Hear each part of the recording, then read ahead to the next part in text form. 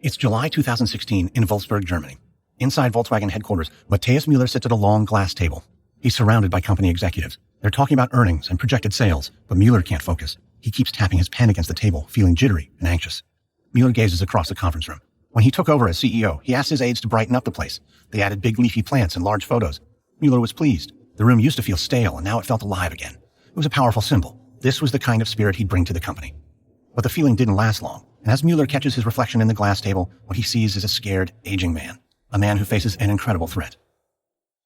The executive next to Müller shifts, and Müller snaps out of it. Volkswagen's lead accountant is describing the company's financial situation. And lastly, I must address our civil settlement in America. At $14.7 billion, it presents a tremendous hit to our bottom line.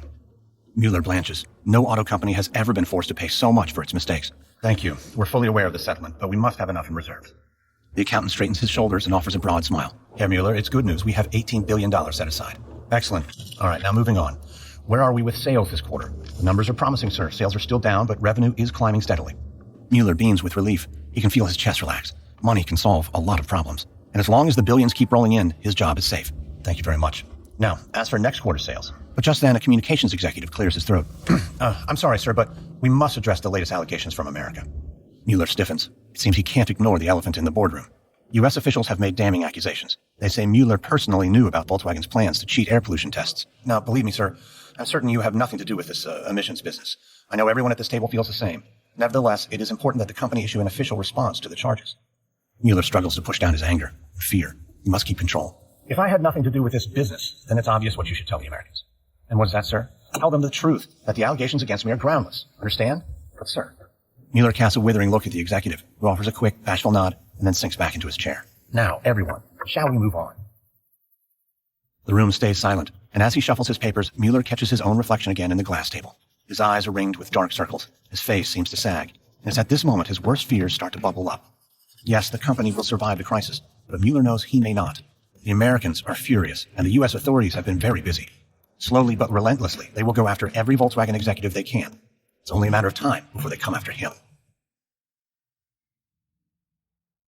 American Scandal is sponsored by the new Audible original Bad Republican by Meghan McCain. In her debut audio memoir, Meghan McCain gives a first-hand look into the life of the conservative rebel and departing co-host of The View. You'll hear what it's like to grow up as the daughter of an American icon and to mourn his loss very publicly just 1 year into her tenure as co-host of America's most-watched daytime talk show. Her memoir also reveals how she handled attacks from the U.S. president and her thoughts on cancel culture, dating, and how our country treats new mothers. It's unsparingly honest, deeply relatable, and highly entertaining. Go beyond what you know about Meghan McCain from TV and your newsfeed. Visit audible.com/Bad Republican and listen now.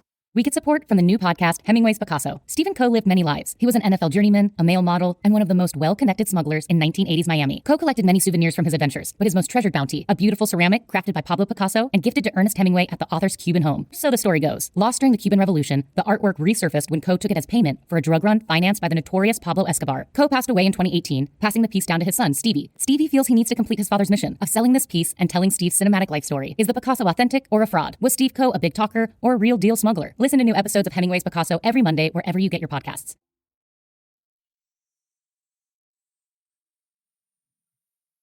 From Wondery, I'm Lindsey Graham, and this is American Scandal.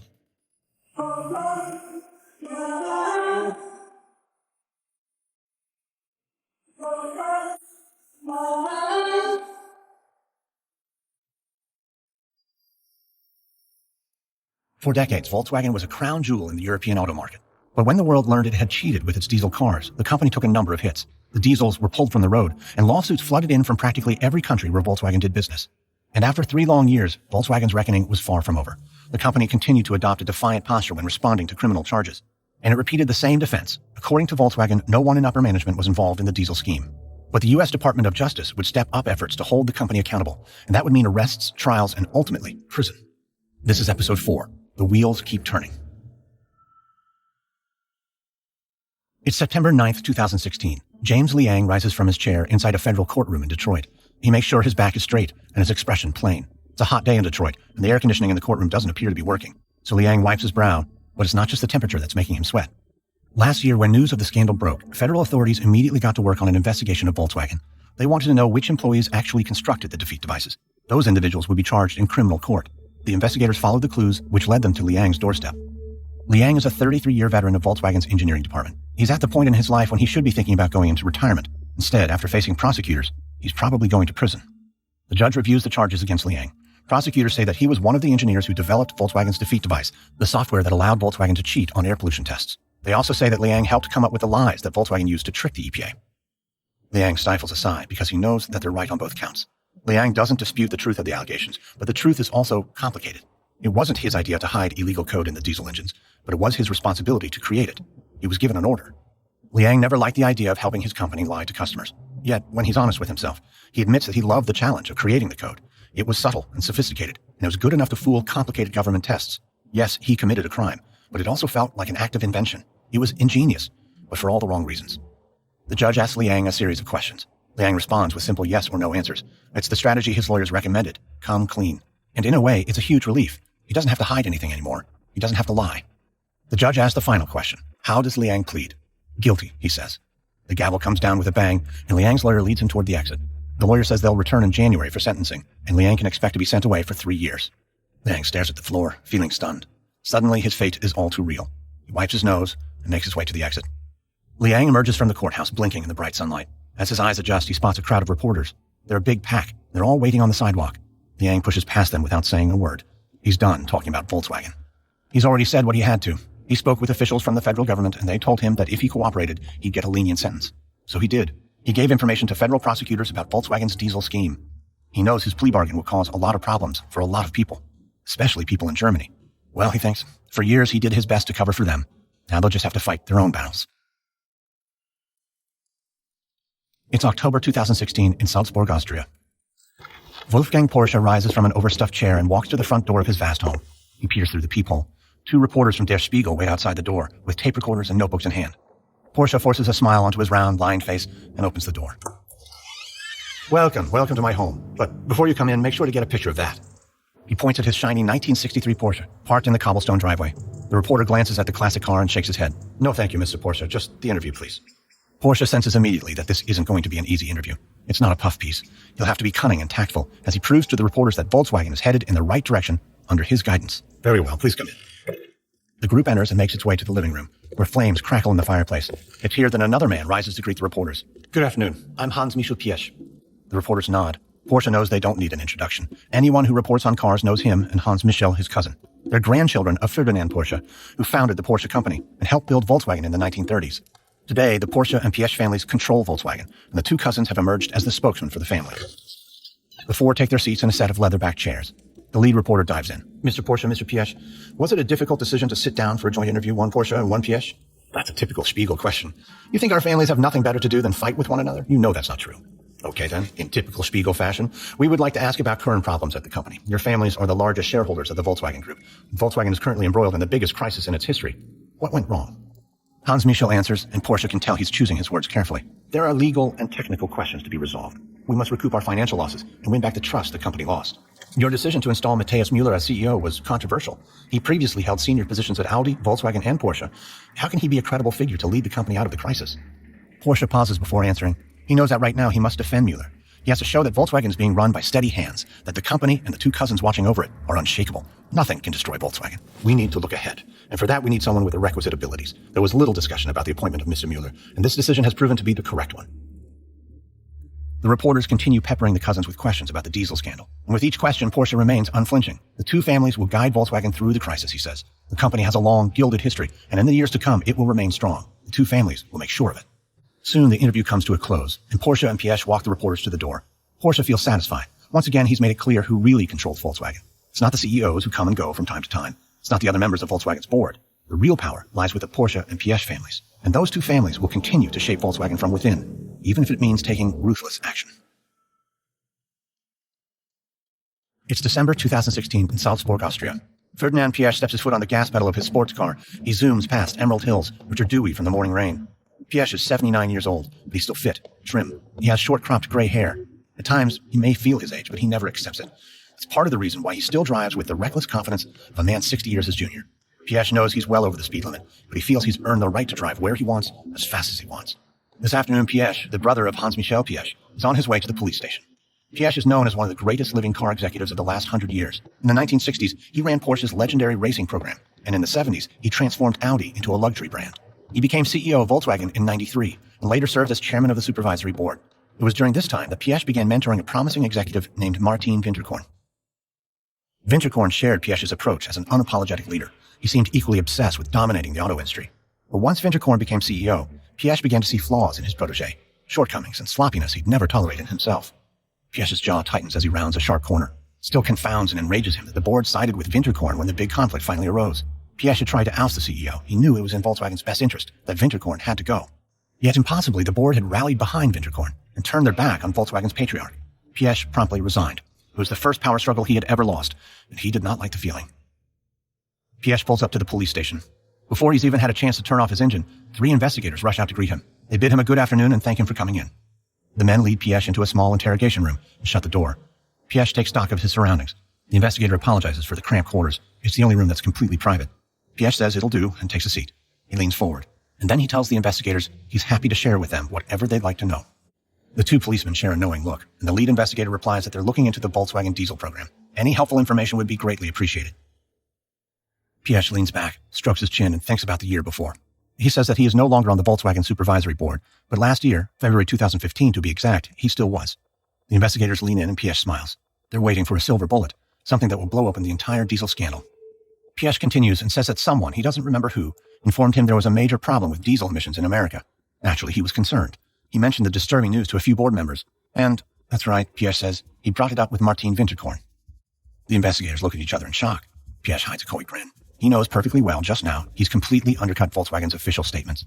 From day one, corporate officials, including Winterkorn, have claimed that no one in upper management knew about the defeat devices. The company blamed lower-level engineers and said they'd gone rogue. The lead investigator asks Piëch what Winterkorn said in response.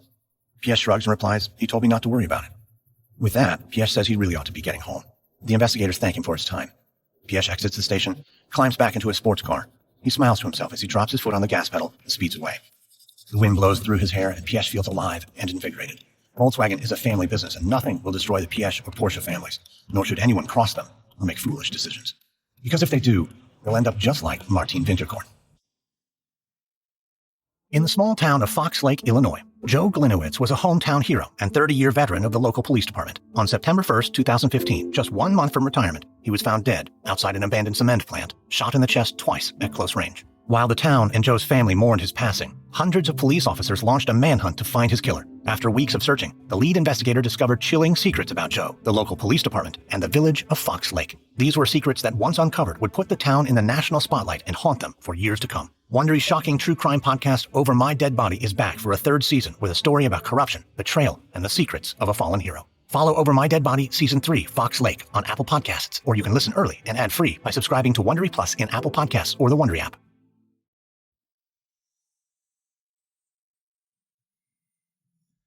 It's January 7th, 2017. Oliver Schmidt stands in a gift shop in Miami International Airport. He holds an Epcot Center magnet in his left hand and a cartoonish map of Florida in his right.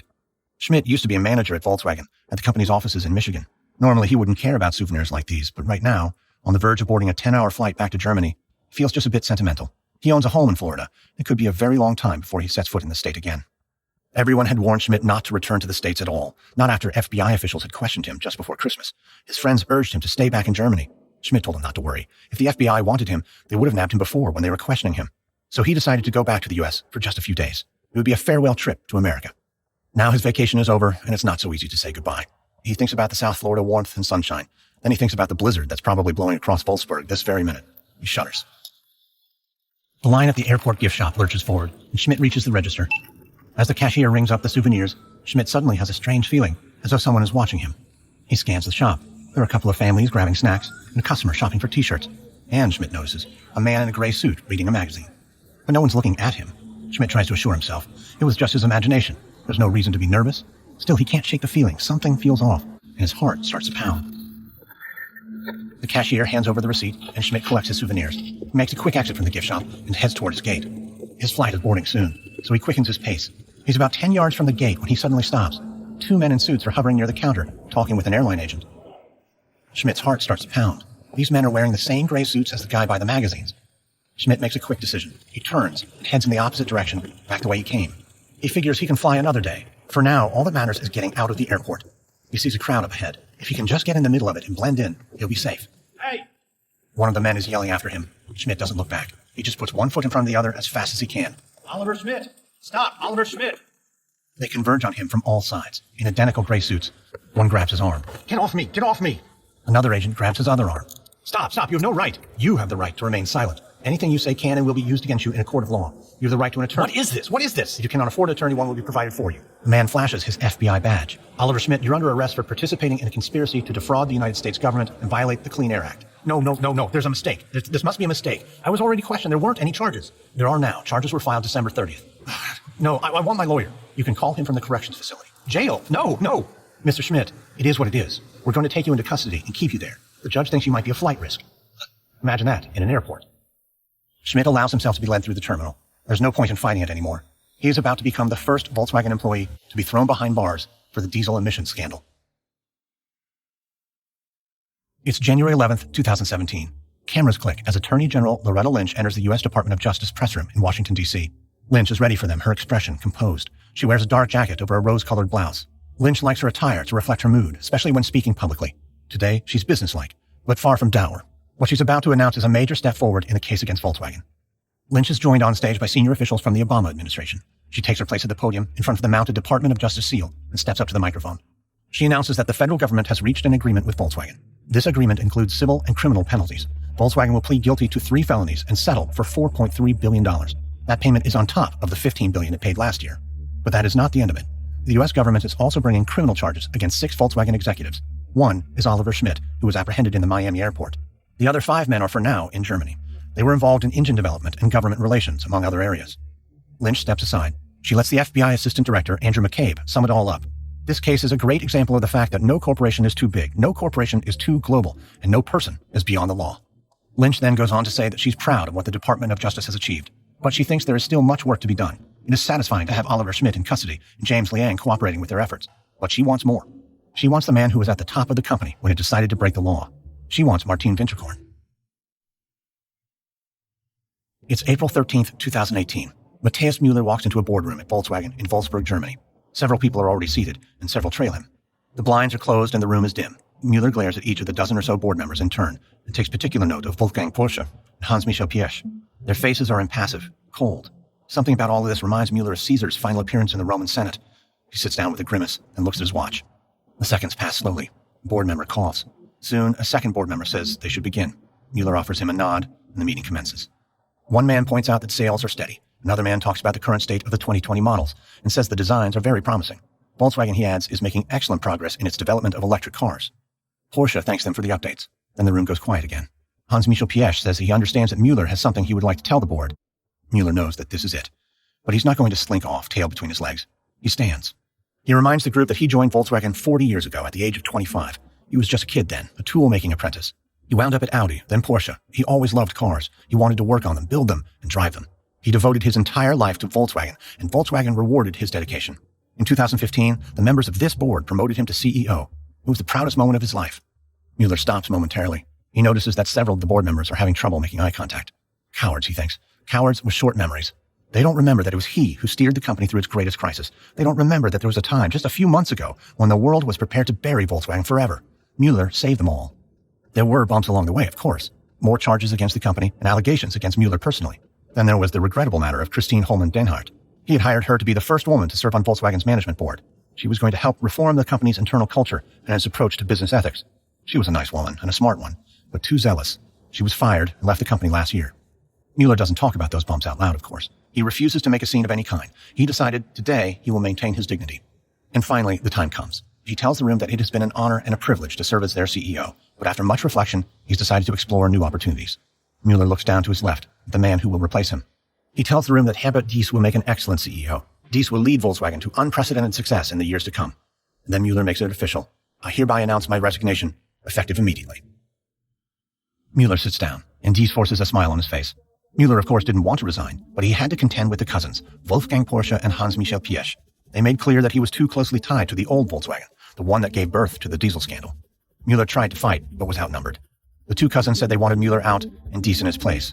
The board gave in, and so Müller had no choice. As Diess gives his speech, Müller turns and surveys the room. And then he locks eyes with Hans-Michel Piesch. Piesch has a triumphant twinkle in his eye. He grins arrogantly at Müller, as if to say, better luck next time. And then he turns to listen to Dies's speech. Müller clenches his jaws, and then the room seems to go quiet. He closes his eyes. Darkness feels like it's settling in. Müller can sense more than ever that this is by no means a brand new day for Volkswagen. It's just another chapter in the same long story, one that never seems to change. Müller opens his eyes and stares out the window, down at the city of Wolfsburg, and he thinks to himself, I hope I'm wrong. The new true crime podcast, Shadow of Truth, explores a haunting murder that left investigators searching for a killer and on a mission for the truth. Police found Tayyar Rada's dead body hidden behind a locked bathroom door. As the prosecution and police began to pull together evidence, one person of interest became their focus, Roman Zadarov, and within days, he confessed to Tayyar's murder. Everyone considered the case closed, especially after Zadarov was locked up. However, recently revealed new evidence suggests there was a lot more to this story. With new DNA results and shocking witness testimony, Shadow of Truth unravels this mystery. To hear the whole story, listen to the podcast Shadow of Truth. Follow Shadow of Truth on Apple Podcasts, Amazon Music, or you can binge all 6 episodes ad-free and early by subscribing to Wondery Plus in Apple Podcasts or the Wondery app.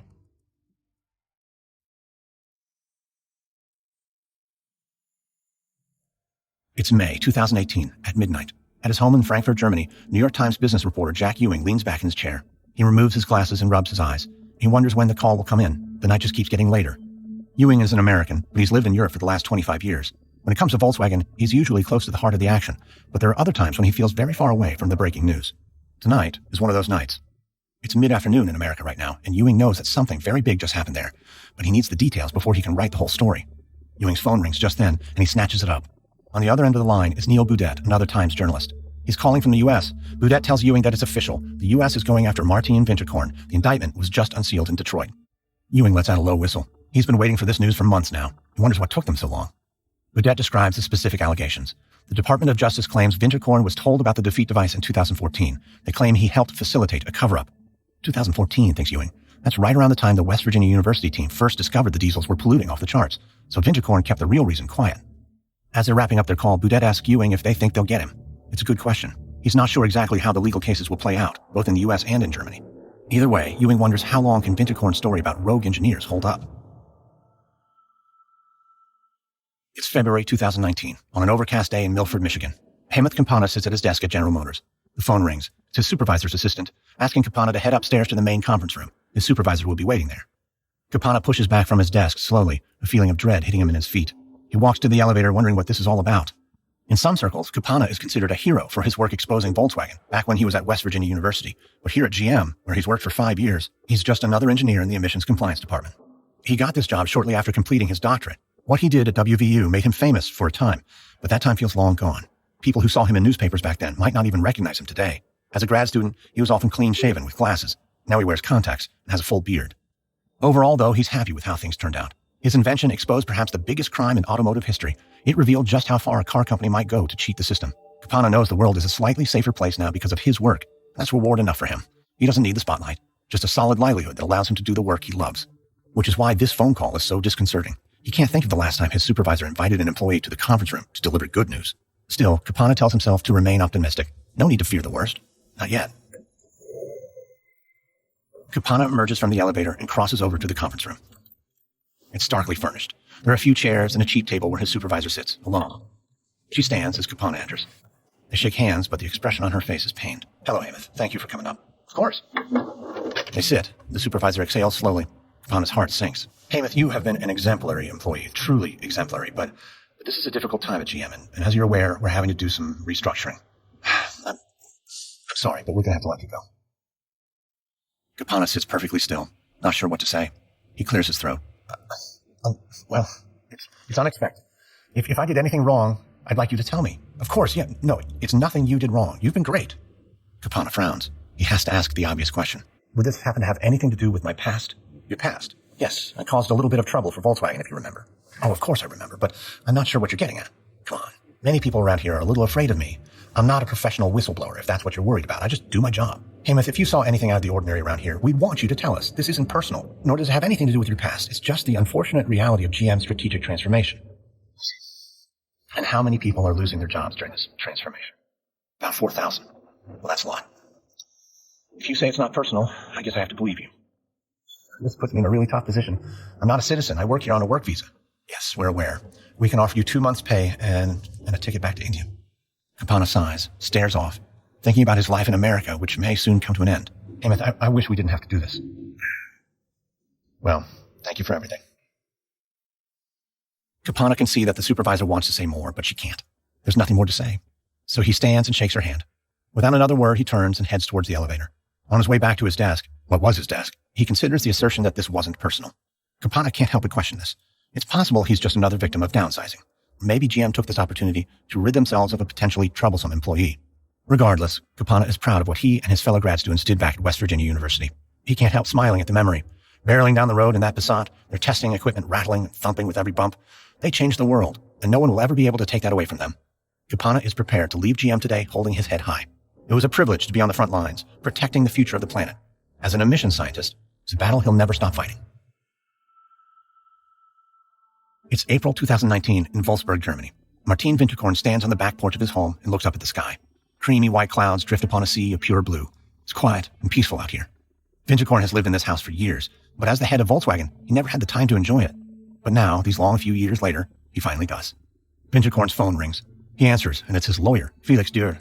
Dürr cuts to the chase. German attorneys in Braunschweig have broadened their investigation of Winterkorn and seek to nail him for fraud and false advertising. There's also a good chance that Ferdinand Piesch is cooperating with them, doing what he can to put Winterkorn behind bars. They say Winterkorn knew about the defeat devices. They say he masterminded the plot that led to the scandal. They say that he's a criminal. Winterkorn pauses for a moment, takes it all in. Birds chirp in the distance. Can they prove it? He asks. His lawyer replies that he doesn't think so. Winterkorn smiles and gazes across his beautiful lawn. Good, he says, and hangs up the phone. On August 25th, 2017, engineer James Liang was sentenced to 40 months behind bars. Later that year, Oliver Schmidt was sentenced to 7 years in order to pay a $400,000 fine. Martin Winterkorn is still under indictment in Germany and the United States. No warrant has been issued for his arrest, and he continues to deny any wrongdoing. Alberto Ayala left his job as head of emissions testing at the California Air Resources Board in 2017. He is currently an air quality official in Sacramento. Hemant Kapana returned to Bangalore, India in 2019. He spends his time jogging and doing freelance work, helping study and improve local air quality. He considers coming back to the U.S. one day as a postdoctoral researcher, but he says he doesn't mind working anywhere if it means he's doing what's right. And he'd like Bangalore's air to be clean so he can go jogging without issues. The Volkswagen diesel emission scandal is still ongoing. In May 2019, the company agreed to pay a $600 million fine for putting defeat devices in Porsche diesel engines. That December, German authorities raided Volkswagen's offices in Wolfsburg, where they searched for incriminating documents pertaining to emissions fraud. Volkswagen is still engaged in settlement talks with prosecutors in Canada, Germany, and the United Kingdom. The company has paid $23 billion to resolve lawsuits and criminal charges in the U.S. As of today, the total financial toll of the scandal for Volkswagen is $33 billion and counting. Environmental Research Letters, a scientific journal, attempted to calculate the health costs of the scandal. It estimates that between 2008 and 2015, Volkswagen diesels emitted enough air pollution to eventually cause 59 premature deaths. Next, on American Scandal, we speak with Cynthia Giles, a former senior official at the Environmental Protection Agency. As head of the EPA's enforcement office, Giles helped negotiate a major settlement with Volkswagen as the automaker faced fallout from its diesel emission scandal.